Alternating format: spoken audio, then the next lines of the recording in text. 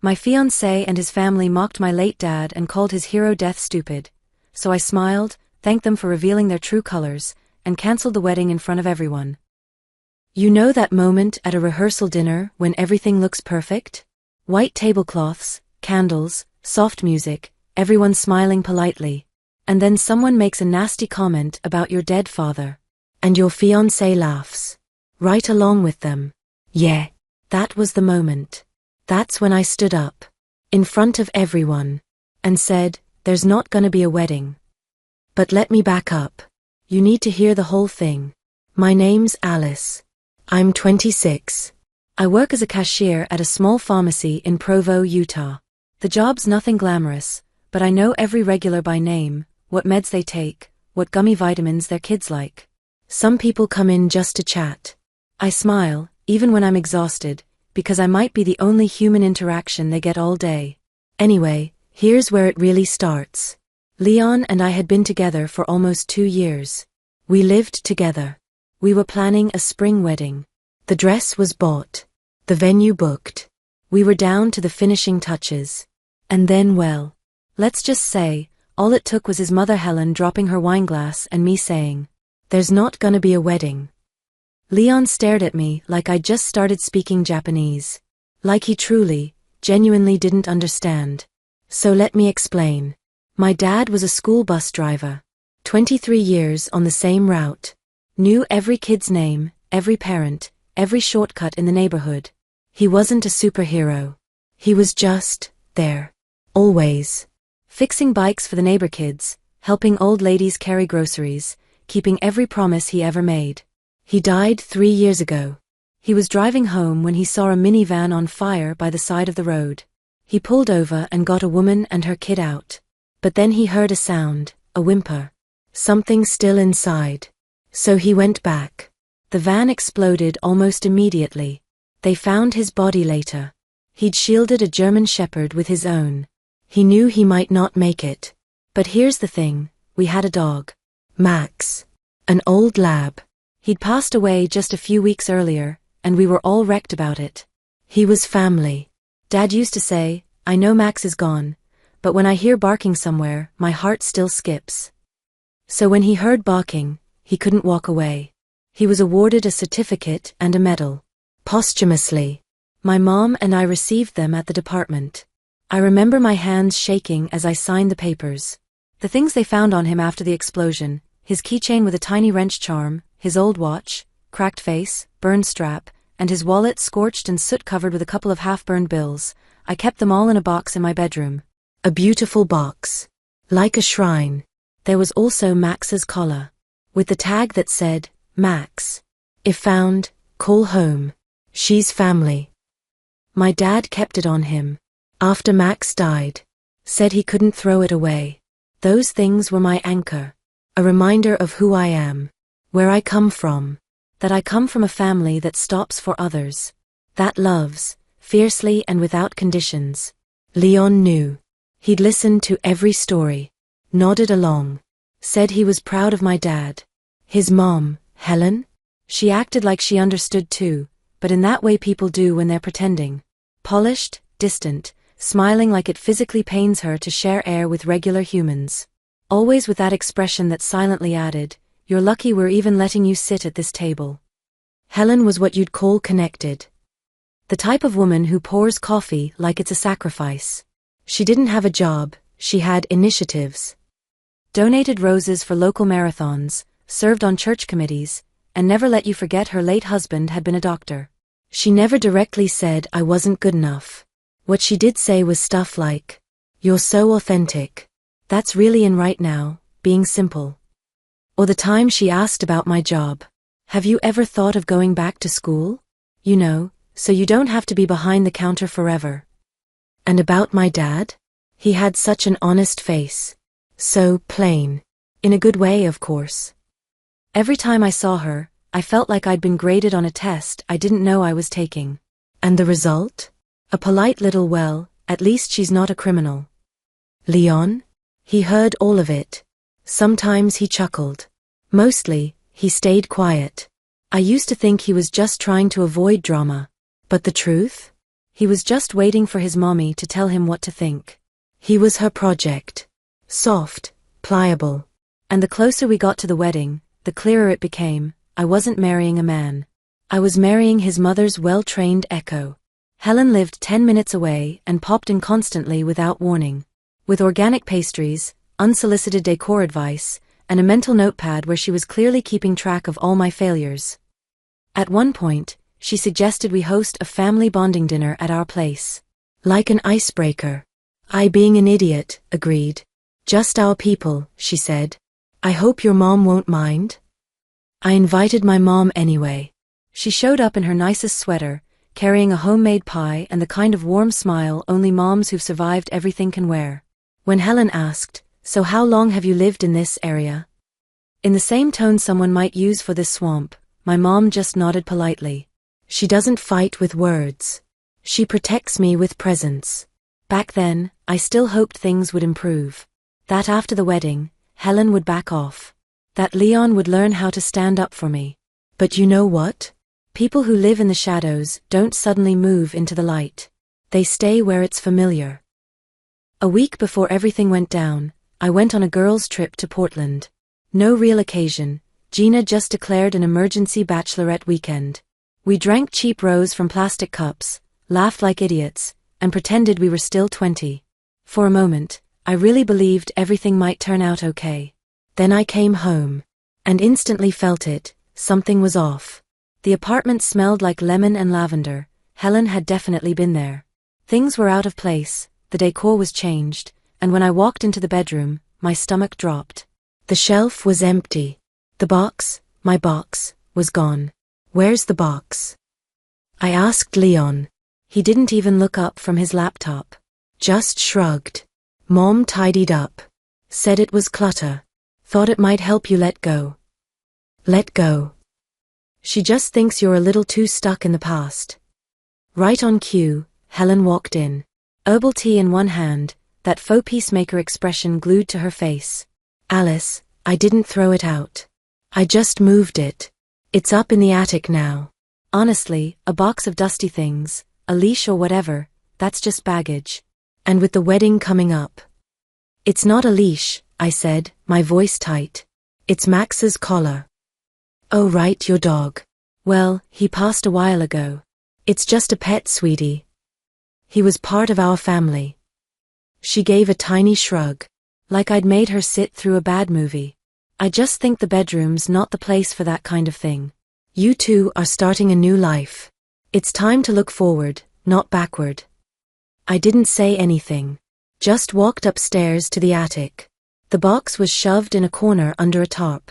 I opened it, and my heart dropped. The watch and wallet were missing. I tore through everything. Found them. In the trash.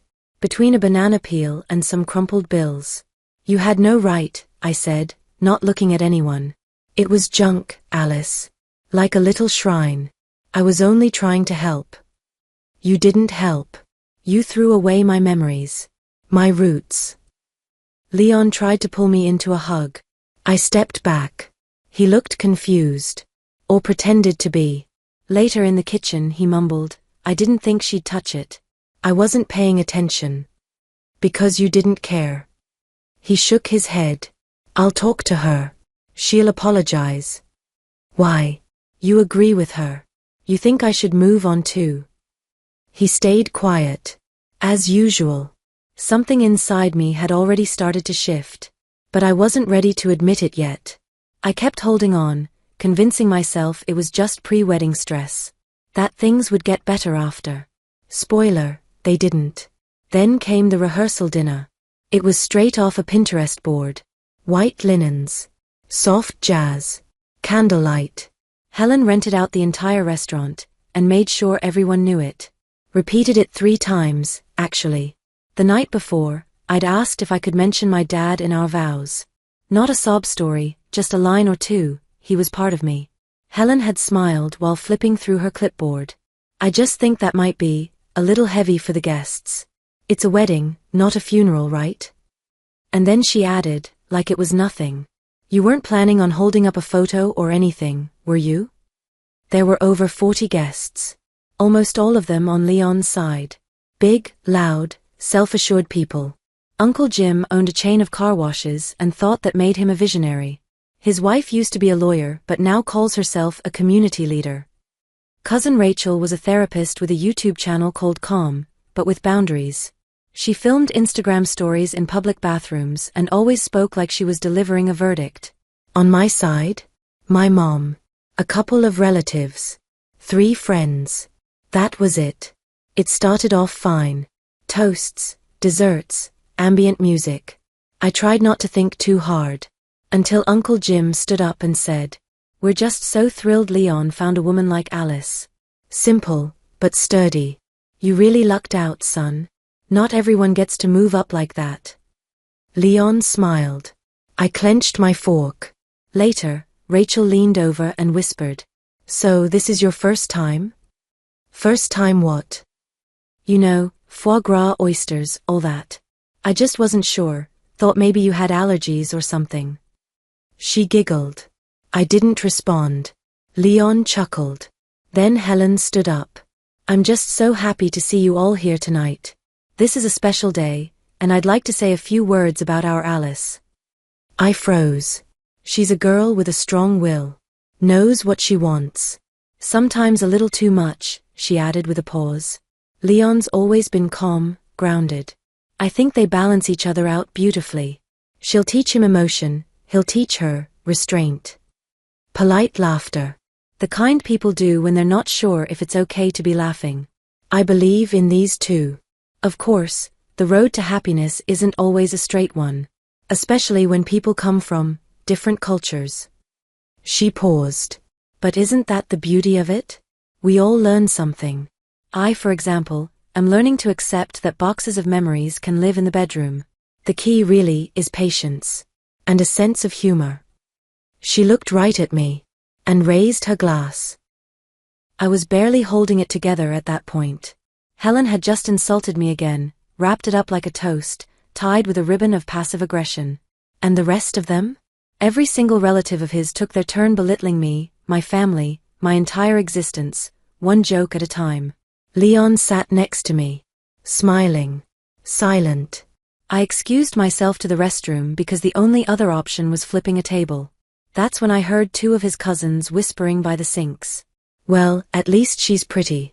Especially for someone from that kind of family. And her dad, I mean hero or not, dying over a dog? Kinda dumb, right? Didn't he think about his own family? His daughter.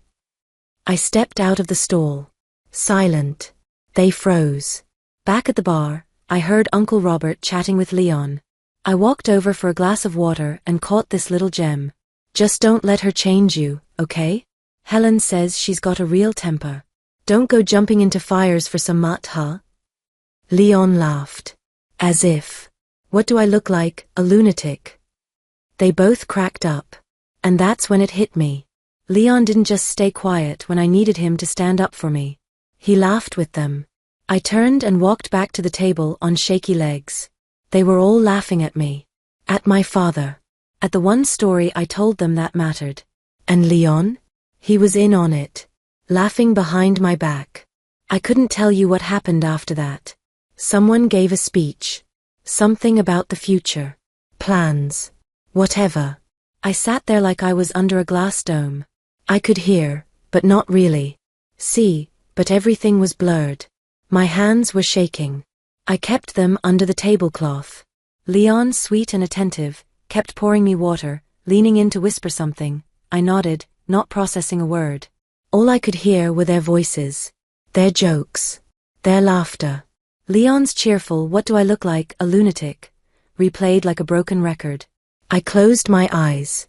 You okay? My mom leaned toward me, speaking just loud enough for me to hear. I nodded, then shook my head slightly. Can we step outside? I can't do this, Mom. I can't marry him. Did you hear what they said? She nodded slowly. I did. And you're right. No one should have to sit through that. I was waiting for you to say it. I kept trying to be smaller, softer, hoping they'd accept me. But what they really wanted was for me to be grateful they let me into their family. grateful enough to erase who I am. Mom pulled me into a hug. You don't owe them anything. Be yourself. I really thought Leon was different, I whispered. My voice was shaking. I thought he saw me, supported me, loved me. But no. He's just like them. He agrees with them. We stood there for a moment. Then I said, I need to say it. Out loud. In front of everyone. I don't want them thinking I snapped or stormed off. I want them to know why. She nodded again. I'll be right next to you.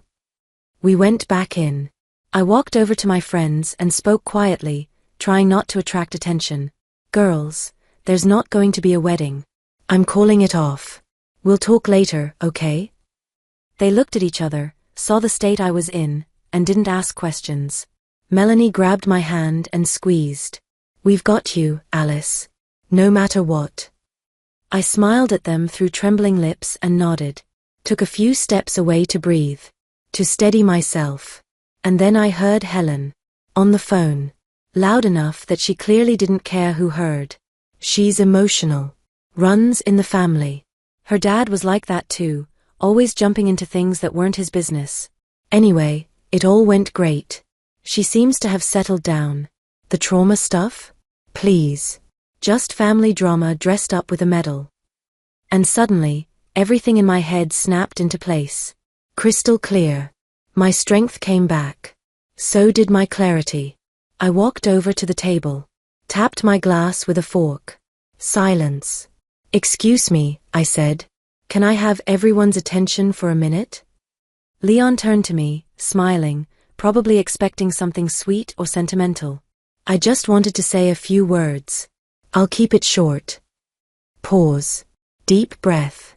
I'm thankful for this evening. Really. Especially for the honesty. Because tonight I heard everything I needed to hear to know, there won't be a wedding. Gasps. Stares. Whispered confusion. Not because I'm offended. Not because I'm afraid of challenges.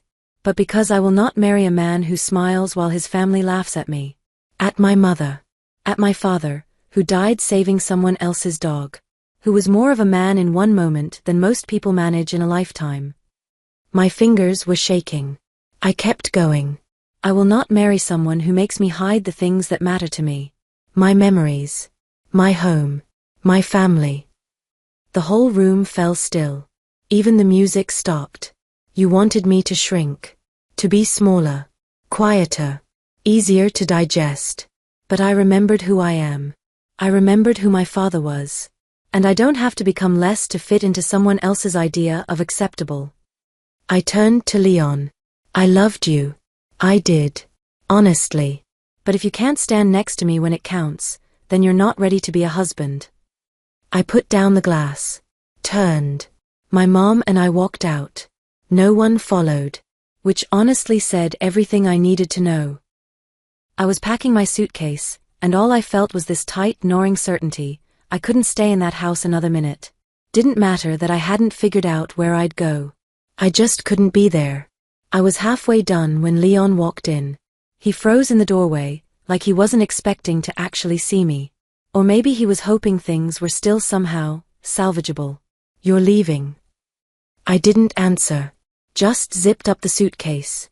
He took a step forward. Alice, wait. Can we talk? I didn't even look at him. After everything? You really think there's still something to talk about? He sighed, rubbed his face. I mean, it was just a dinner. People had drinks. They joked. I snapped my head up. Joked? About my dad? About me? And you sat there laughing with them. They weren't laughing, he started, flustered. It was just conversation. I didn't want to make a scene. Figured we'd talk about it later, privately. Oh, great plan. Let them humiliate me to their heart's content, then we debrief over chamomile and cookies. He blinked at me like he didn't understand the words coming out of my mouth. Then, of course, he said what every man says when they've let you down in the most spineless way possible. Okay, maybe Mom said some things, but you know how she is. Yeah, she went too far, but she didn't mean to hurt you. I kept packing. No, Leon. She meant it.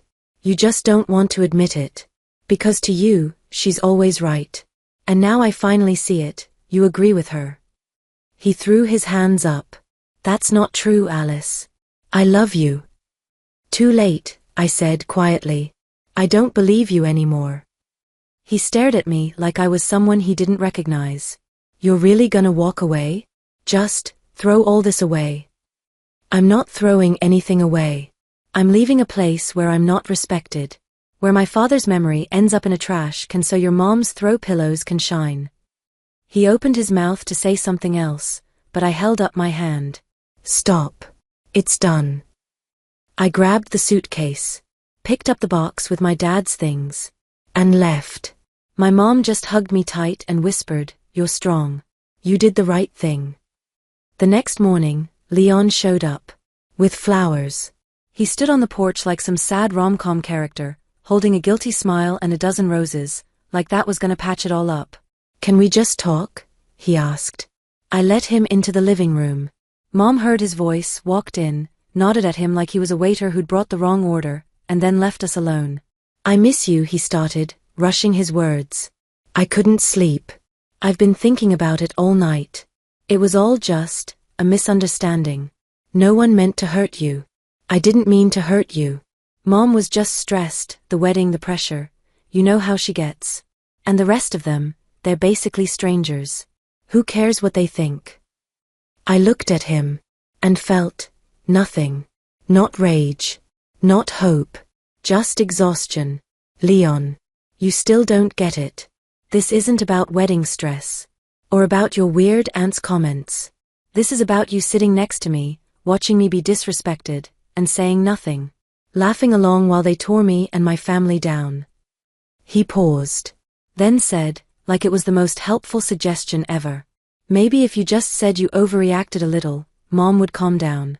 We could work through this. I closed my eyes. Wow. He really thought this was fixable. With an apology. From me. You want me to apologize? I said slowly. For standing up and saying that mocking my dead father is not okay? He looked away. I just want things to go back to how they were. They can't, I said. Right then, his phone rang. Of course it was her. Are you with her? Helen's voice came through, loud and crystal clear. Yeah, he said. Don't you dare apologize. Tell her we don't let people treat our family like that. She ruined the wedding, humiliated us. Wants to live in a box full of dog hair? Let her. You'll find a proper wife. One who doesn't throw tantrums over every little thing. Leon looked at me. He knew I heard it. Every single word. He didn't hang up. Didn't tell her to stop. Just stood there, frozen. Finally, he mumbled, Mom, don't. I walked to the door. Opened it. Go home, Leon. Alice, please. Go. I don't want to be with someone who needs it explained why you don't stay silent while people insult the person you claim to love. 2 weeks went by. At first, I felt relief. Like I could finally breathe again. Then the doubts showed up. I'd lie on the couch in my mom's guest room, staring at the ceiling, thinking, what if I overreacted? What if I could have handled it softer? Explained myself better? I mean, he didn't scream at me. He didn't cheat. He just stayed quiet. Like every other person who does nothing while someone else gets hurt. But he loved me, right? And I loved him. Still, no matter how I turned it, every thought led to the same place. Love isn't silence when you need to speak. It's not laughing along when others mock. It's not excusing cruelty with, she's just stressed. I tried to shut the doubts up, but they stayed. Until one morning, a friend sent me a link. Facebook. Helen's post. 4 photos. All from our family albums. The first, I'm about 10, sitting on my dad's shoulders. Max, our old dog, is in a ridiculous knitted hat. Christmas tree in the background. We're all laughing. The second, a drawing I made as a kid, me and my dad putting out a fire. Crayon scribbled flames.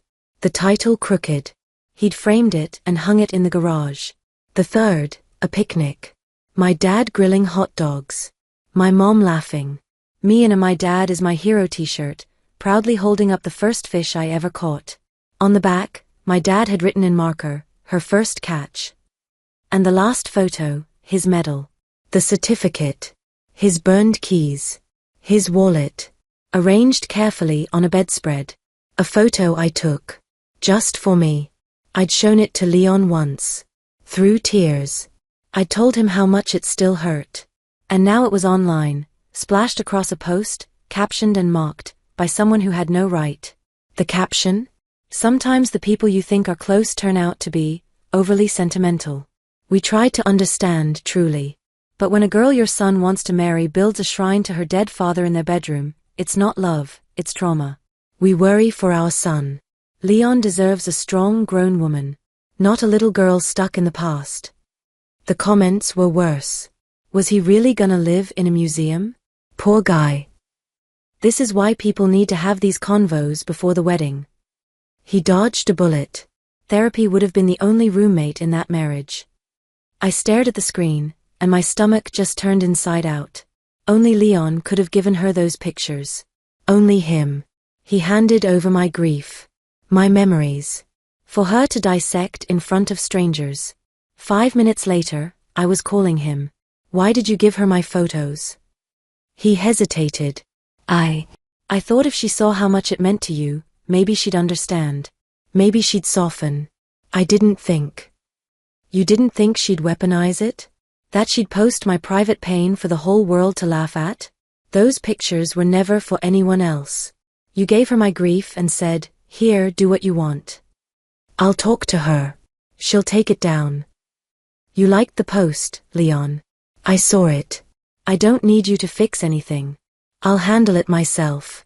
Go ahead, hit like on a few more comments while you're at it. He didn't say a word. Which, honestly, was the most truthful thing he'd ever done. I blocked his number. Deleted everything that tied us together. I filed a report on Facebook with no drama, no explanation. Just checked violation of privacy, attached the screenshots, and hit submit. By the next day, the post was gone. 3 months later, I moved out. Got a cozy 2-bedroom near work. Bright, clean, always smells like coffee. The box with my dad's things is on the shelf where it belongs, not hidden, not trashed. Just there. Memory. Strength. My mom comes by on weekends. Brings pie. We watch old movies and laugh until we can't breathe. At work, I got promoted, shift lead. I handle orders, train new hires, deal with vendors. People at the pharmacy joke that I'm the manager's right and left hand. Truth is, I'm good at it. People trust me. I trust myself again. I started running in the mornings. Got a dog, a lab. His name's Spark. My dad would have liked him. I don't think about Leon much. Sometimes, when I walk past that old coffee place, I remember how he always ordered the usual, and couldn't understand why anyone would want a dog. He doesn't message anymore. Good. Let him explain to his family why there's no wedding. No apartment. No woman who was worth growing up for. I never needed revenge. What I needed was respect, for myself, for my family, for the people I've lost. Now I have that. And no one, no Helen, is ever taking it away again. So what do you think? Was I right to walk away? Did I go too far? Could I have handled it differently? If you've been through something like this, drop it in the comments. Let's talk about it. And if this story hit home, don't forget to subscribe. There's more to come.